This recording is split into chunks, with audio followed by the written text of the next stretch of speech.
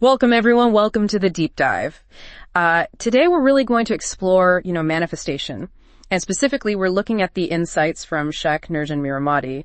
This is really for you if you're curious about connecting that spiritual wisdom with your own personal growth. Yeah, and what's so fascinating, I think, is how these teachings, they really draw that direct line, don't they, between our inner world, thoughts, intentions, and what actually happens outside. It's a powerful dynamic you see in, many spiritual paths. Absolutely. Sheikh Nurjan really emphasizes this incredible power we have as creations of Allah Almighty, especially how our thoughts, our intention, they aren't just abstract things. They act like real energies. Right. And if you look at the bigger picture he paints, the intention behind any action, that's his most powerful part. That intention, it sort of sets the energetic blueprint, you could say. It starts the process for a specific reality to manifest. Okay, and here's where it gets really interesting, maybe even a bit confronting.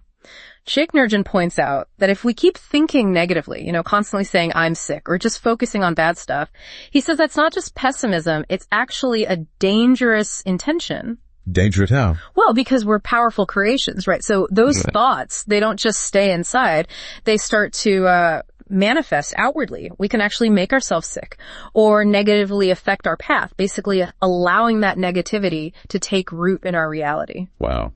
That's quite a statement of responsibility, isn't it? So if the negative thoughts are that powerful, what about the positive ones? That's the flip side, presumably. Exactly. The guidance is absolutely about being in control of that energy.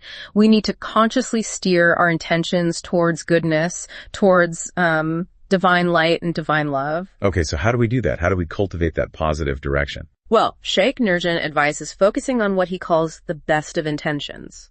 Like aiming for really deep spiritual connection, maybe wanting to be with Prophet Muhammad, peace and blessing be upon him, who really embodies that perfect character and love. So setting a very high, pure intention. And he's saying if we live life with that kind of conscious, positive manifestation focus, our path starts to open up. It reveals its own beauty and power. That seems to be the core teaching. By making that intention and then, importantly, educating ourselves, learning about these realities, Allah Almighty then gives us the power for that intention to actually manifest. It's interesting you mentioned learning. Sheikh Nurjan often highlights the heart, doesn't he? Not the brain, as the real gateway.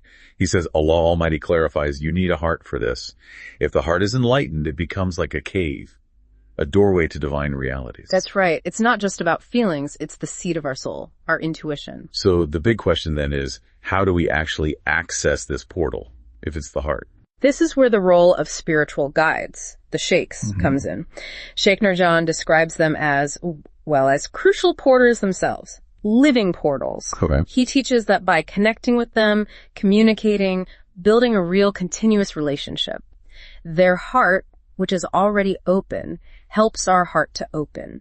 It allows light illumination to enter. I see. So you're sort of entering the portal of the guide's heart. Exactly, which then leads towards the reality of Prophet Muhammad, peace and blessing be upon him. But there's a warning there too, isn't there? What if the heart isn't focused that way? Yes, he's very clear. If our heart isn't a portal towards the divine, it defaults, essentially. It becomes a portal for our own desires. And those desires will also manifest because, again, we are powerful creations.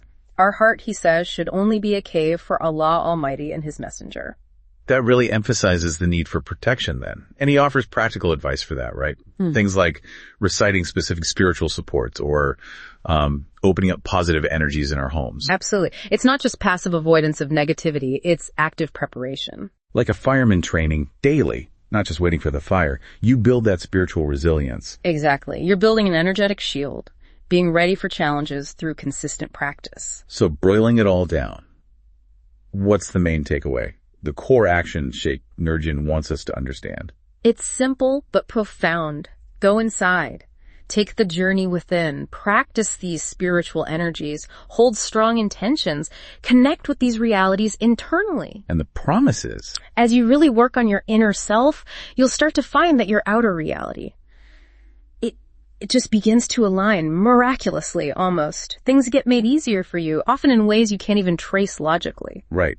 Those who are busy building themselves inwardly, they find everything just sort of appears for them on the outside. It's quite amazing. Okay, so let's just leave everyone with that thought. This deep dive really shows that manifestation, true manifestation, it comes from that deep cultivation of our inner world, our inner reality.